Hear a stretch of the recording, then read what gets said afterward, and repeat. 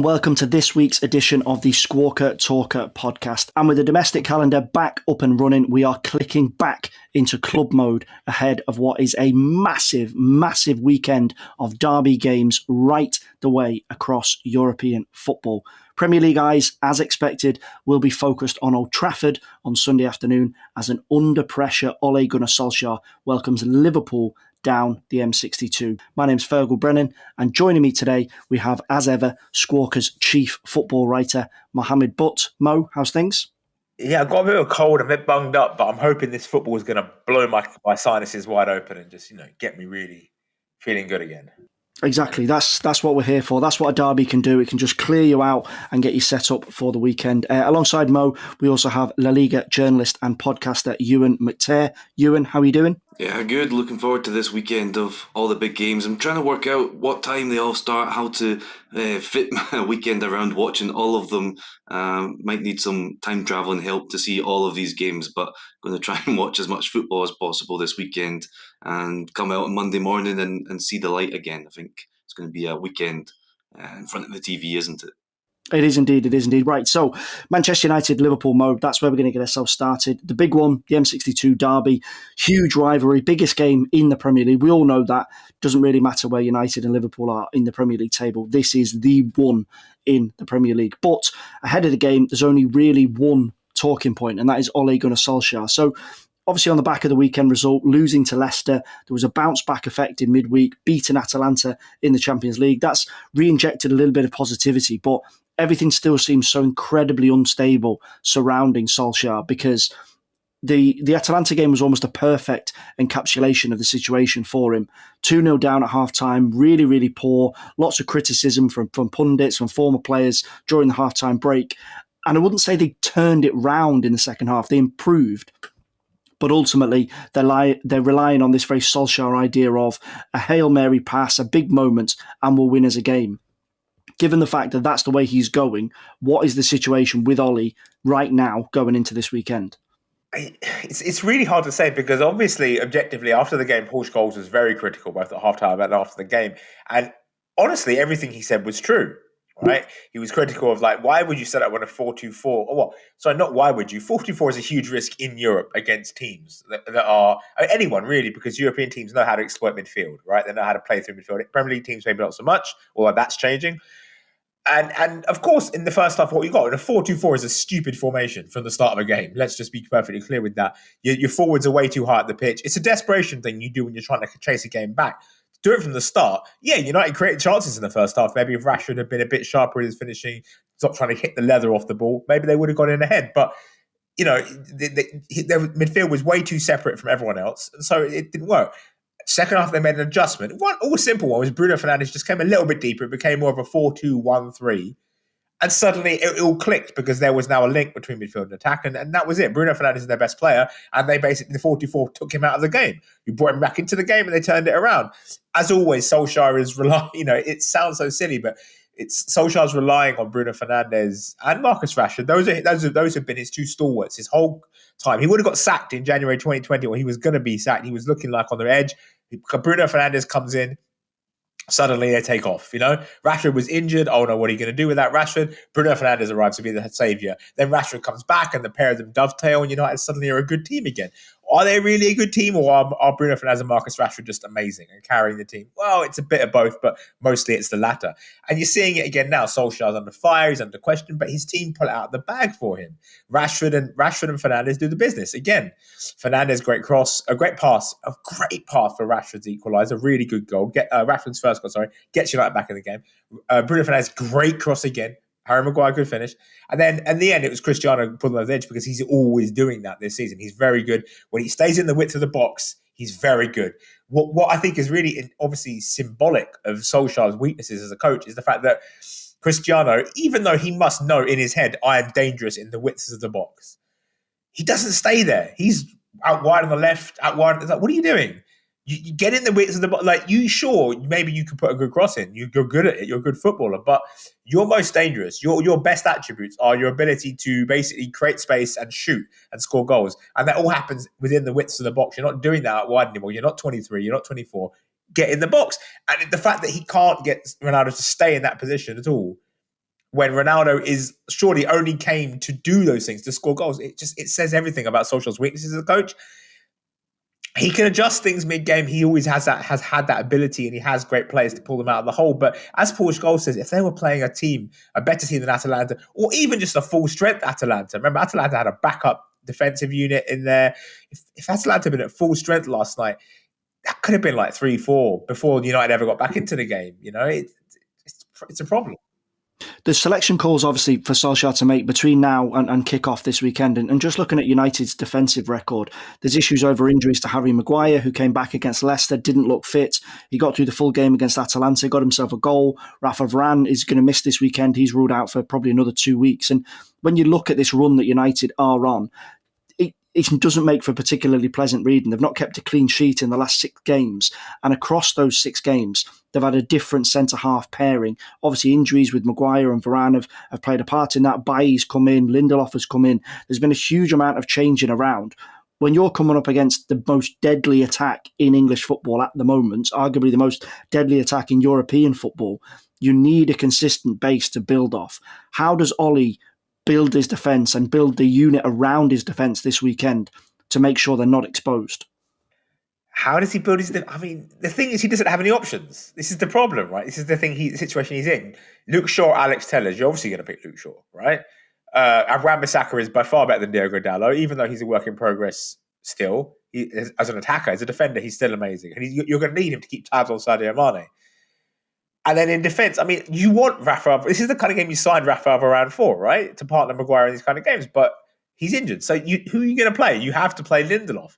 I would even take the risk and play Eric Bailly, because I just think Lindelof is a massive, screaming, yawning weakness. He's a huge weak spot. He's consistently exposed by almost every team. And last night again, Lindelof is just soft. He's weak, and teams pick on him.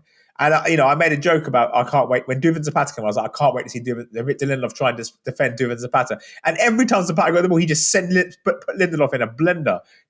I got lucky that he could only shoot straight at De Gea or couldn't really get a shot off otherwise. But Lindelof is just so weak. And unless United are playing a rear guard, where he does do well in rear guards, which I don't think they will because it's at Old Trafford, there's no way I'd play Lindelof. I would put Eric Bailly in there. As much as he is erratic and a risk, I don't think you can chance to put Lindelof in there against Liverpool, especially with Harry Maguire not being... I mean, he improved second half, right, against Atalanta, but he was also very ropey in the first half.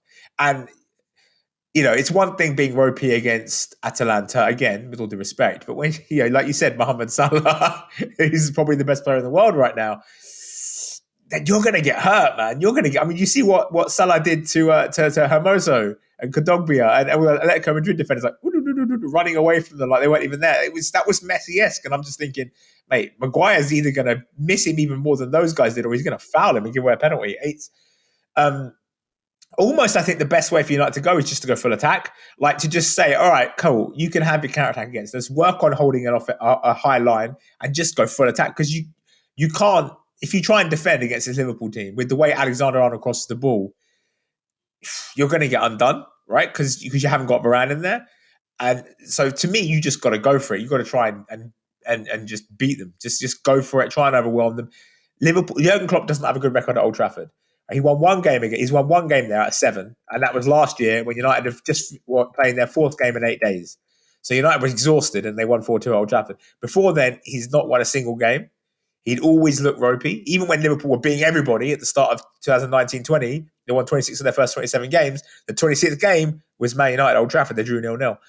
So to me, if I'm Man United, I think I bet on Klopp losing his nerve again, and being a bit cautious at Old Trafford. And I say, right, hit him in the mouth. Just go for it. Klopp doesn't like Old Trafford. I don't know why he doesn't like Old Trafford, by the way. He's an amazing coach, but he doesn't. So just go for it. Just absolutely go for it. They're not going to expect that. They absolutely will not expect that. They expect to come there and be the dominant team. If you go in and press them first and you're aggressive, not say high press. United can't high press with Cristiano Ronaldo in the team, but you go there and you are the aggressive team and you look to score early on. Hit them early, punch them in the mouth. Everyone has a plan. Everyone has a plan until you punch them in the mouth, right? Punch them in the mouth. See what happens.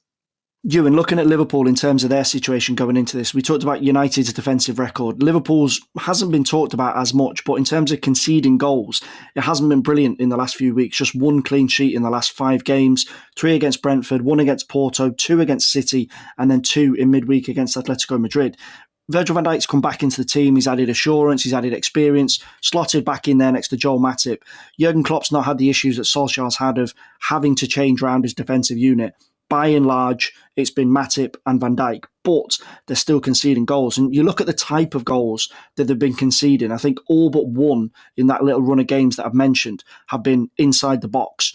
Brentford's overload at the back post to target Trent Alexander-Arnold, and then Griezmann's 2 goals for Atletico in midweek. They've shown that as imperious as Van Dijk has been and probably will get back to, there's a little bit of a sweet spot now that, as Mo touched on, if United hit and hits hard, they could get a result. No, you're absolutely right. If you look at the type of goals they're conceding the types of goals that a certain Cristiano Ronaldo loves to score. So that does look like quite a mismatch, that one. If Liverpool are conceding in and around the 6-yard box, well, there's a predator who's going to be there for Man United. And this one, I'm really excited to see Van Dijk against Cristiano Ronaldo, because we've not really seen that much over the years. They've been in different leagues. They've only met 3 times in their entire careers. One was a international friendly, and then the other 2 were finals. That Liverpool-Madrid Champions League final 2018, and then the Nations League final, Portugal against the Netherlands. That's only times they've met competitively, and Ronaldo didn't score on either occasion, but his team was the winning team both times, because Van Dijk kind of had a handle on Cristiano Ronaldo, but both those teams he had great sidekicks who could do the business. You just wonder if he will have those sidekicks in this Man United front line. Rashford came off against Atalanta after having a really good performance but still not looking 100%. Then he came off with a bit of a knock. So yeah, you've got to wonder if he's going to start this one. So it could be Cristiano Ronaldo and little else up front. If that's the case, Liverpool should be able to squash him and deal with him. If Ronaldo has a bit of help, a bit of players making decoy runs for him, then yeah, maybe he can be the latest to take advantage of a Liverpool defence that's struggling in the box a bit. Yeah, you say help. That's exactly what it is, because Cristiano has only got 3 goals in 12 games against Liverpool. One of those was for Real Madrid in that amazing 3-0 win at Anfield. If you remember back in 2015 when Carlo Ancelotti's Real Madrid looked like they could beat everybody in the universe, and they won 3-0 at Anfield, and Ronaldo scored that amazing goal. But so basically, he has 2 goals in 10 games against Liverpool for Man United. Never really very good against Liverpool. Okay, but like you said, he's scoring the kind of goals Liverpool are conceding. He's really, really a threat in the box. And but most importantly, Man United, Rashford is the most important player. Bruno Fernandes, obviously, we've spoken about Bruno Fernandes being really huge for United, and he is. But in terms of the attacking players, even more so than Ronaldo, Rashford is the most important player, because Rashford has, Van Dijk was before injury the greatest defender in the world, unquestionably one of the best I've ever seen in terms of it's not a long peak he had because of injury, but it's an amazing peak. It was like, wow, this guy is incredible. And he's injured. He's not fully fit now, right? But what I saw Griezmann do to that guy at the weekend, but Griezmann's second goal, that touch, Van Dijk was spinning around like a top. I've never seen that. That was wow. And even the whole rest, if Griezmann hadn't got sent off, I don't think that would have been the end of the scoring for Atletico. I think Griezmann getting sent off completely changed the game. And I think if he stays on, I think Atletico score more goals. And I think you look at what he did with Griezmann, it was quick, it was pace, and it was sharp movement. Marcus Rashford is excellent at pace and sharp movement. You saw Atalanta last night. Not only scored the 1 goal, but his movement in behind was killing Atalanta all game long. He should have had a hat-trick, frankly. And against Liverpool, this guy is lethal. He has 5 goals in 12 games against them. 5 goals in 6 games at Old Trafford. He's only faced them once at Old Trafford without scoring. Every time he's played them, except for one time in 2019 when they drew 0-0, he's scored every time. He's lethal against Liverpool. He's absolutely brilliant against them. He's scored 2 goals from 7 shots so far this season. That's a 28% conversion rate, right? He's scored 2 goals in 2 games since he's come back.